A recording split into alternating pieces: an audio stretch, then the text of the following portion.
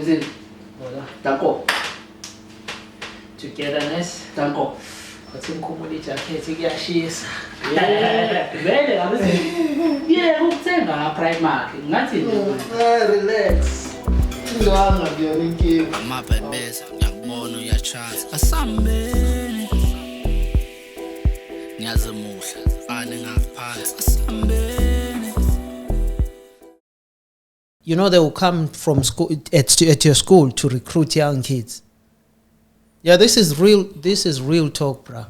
back then. Back then, how did I get into crime? How did I know? Even if you go to, what is it called now? In number 4 police station.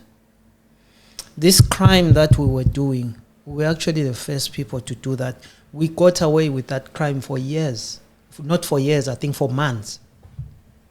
Because we were told what does what.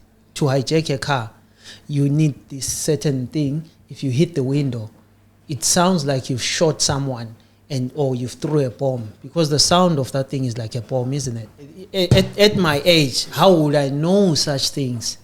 Would see, you know, Maushai bomb, and how would I know how to drive? We're actually just getting that detail, man. Yeah. How would I know how to drive a car? I remember my first car theft. I drove from Joburg to Soweto with gear number 2.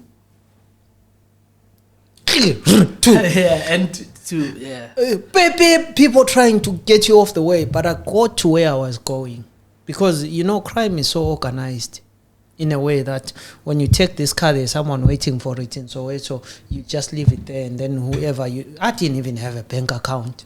Someone will come later you meet at Europa Club, they'll give you your money. I want to have a special episode because you see, for you, bro, this is only just one part. We're going to continue with this. Understand that, right? Yeah. I want to ask you, when did things change in terms of you mentally in order to become the person you are? Even through all of that, some people don't survive, but you survived. Yeah, I survived shootings, bro. I was shot. How did you get out of it? Listen, I was shot 1, 2. I was shot in the head. Yeah, I've got iron there. That's like holding my skull together. No wonder you're so stubborn. I've got a bullet hole next to my heart. I was shot here. I've got another bullet that went and came out. I survived all that, but that didn't change me. You understand? What happened? I told you about when I was younger and that shooting happened at home. Oh yeah, I think you. My dad and they were shooting and they tried to. I resonate in a sense in terms of what you're saying on that one, but the feeling of being shot is something else, and the experience.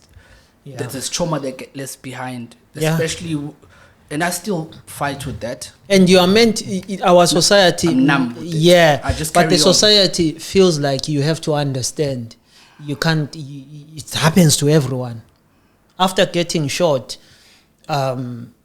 it's normal. I was taken to Sun City with bullet holes. I was being nursed by the prisoners in Sun City, bro. I was a kid. You know, when you're under 18, your brain is not fully grown. By the time I was in prison, I left two girls pregnant. I never saw my kids born. They came to visit me in Sun City. They were both pregnant, and they both didn't know each other. They went to my dad. My dad was living in Orange Farm, Mkhukhwini, where I'm talking about. My dad said, okay, oh, you're pregnant, so you're pregnant. Okay, here's the money. Go and buy fruits, go and buy tin stuff. He's in Sun City, go and tell him that.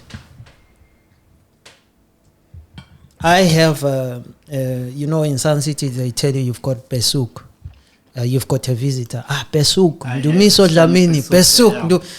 I'm so happy, bro. You know, when you're in Sun City, just to have a visit, just to see someone from outside, they look like angels. Everyone, even their skin is different. You feel like, I don't know, it's a mental thing. I see my girlfriend coming, one from KZN. I'm like, oh, wow. And you know, the boys are, okay, right, yeah. The next minute, boom. Chiriam from Ekasi is here now. How? Step. I'm like, I tried to go back, like I couldn't, because these women didn't know each other, and I thought I was a player. Yeah. You get me? Tried to go back. Hey, they what? And just, hey, when I say go back, you've got pesuk. So I had to face my problems while I was inside. That, you know what? Now I've got these 2 ladies pregnant. Not really ladies, because we're all kids. Yeah. When I look at it now. So I hope that answers your question. What changed? Because seeing those women, and the minute when my dad came to, not my dad never visited me in prison.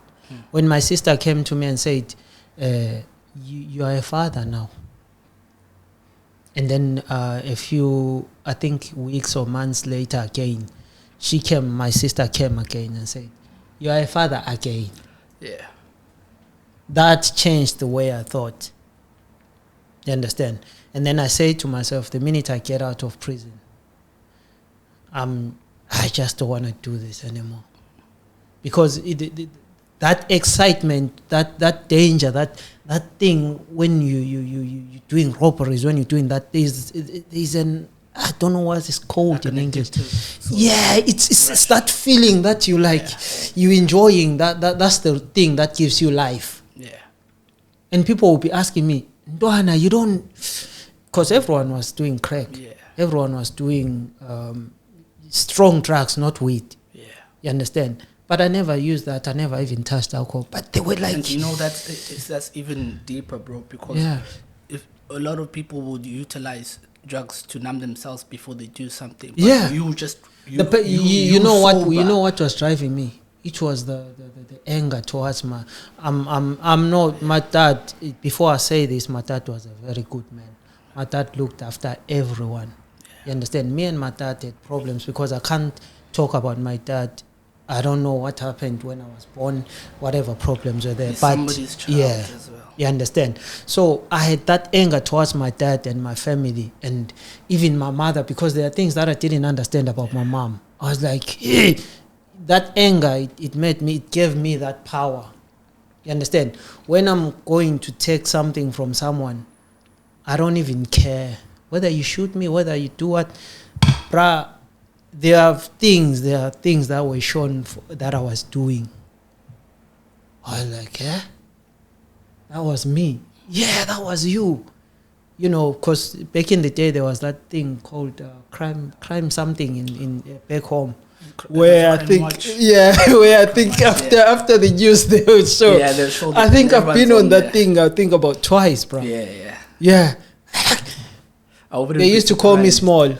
Small. Where small is a problem, boy. You understand? Because I don't know that anger, but the beautiful thing about my story is that look at you now, though. Bruh, look at me now. I'm a father. You understand? Me and my dad had a very deep conversation before he passed. You understand? That kind of like changed me to be a man, and I said, you know what? I realized how good of a man my father was. And that anger disappeared. I couldn't. If I tell you right now that I'm scared of a gun. When did you speak to your dad? It was 1990. No, it was 2001. I think my dad passed away in 2003. So we and that was a conversation you felt you had to. That conversation like kind of like changed my life. That and my kids. The fact that I was like, now I'm a father, I have to think like a father. Because my father told me that now you're not just a father, I'm introducing you. You're actually the head of the family. Sadly. You know, I decided to, everything you're saying, it hits me here. I decided to just fly to South Africa in 2017. I had that conversation that was needed with my father. Yeah. And whatever anger was instilled in me, gone. Now I see somebody's child and somebody I want to look after. Yeah. Yeah, that's true. It's very important because us as Africans, we are taught to bottle our emotions. You can't talk to your father. You can't question your father. You understand? Those things, they kind of like kill us. But me, after having that conversation, I think it's my aunt. My aunt, when I came to UK, Because I said I'm changing my life. I'm coming to UK. I'm going to take my partner. I'm going to take my kids. Come and learn in UK. I'm stopping crime, whatever. My aunt saw that I was damaged. I was actually damaged. You understand? My aunt was like, no, man. This boy is not going to survive here. Told me, go back home. I'll call your father and have a conversation as adults. My aunt here in UK, I'm telling you about someone that I've never met in my life. I met when I came to the UK. You get me? Yeah. That conversation I had with my father kind of like changed me and molded me to be who I am. Because when you talk, even when you talk to your son, if you've got a son or whenever you get a son, when you talk to your son and tell your son about your secrets of your tribe, tell your son who you are. Unjomane. Tell you which Unjomane, what does it mean to be Unjomane? Because it means that surname that you are carrying is more important than everything. You have to protect it. You have to make it grow. Whatever you do, you are not representing yourself, you are representing a tribe. Yeah. You understand? Those are the conversations that we don't really have. If you people have so many of those. You understand? So many of those. Yeah. So yeah, that's what changed my life, bro. Do you feel that with everything, even just that in SA, it contributed so much to you being able to be Mkhukhwini in the UK? The same mentality, as much as you changed from who you were in SA, but there was that mentality of survival in the UK. Hence, you've actually accomplished so much. Yeah, that's the thing. I think that's the biggest secret that made me succeed in a lot of things. That and the streets.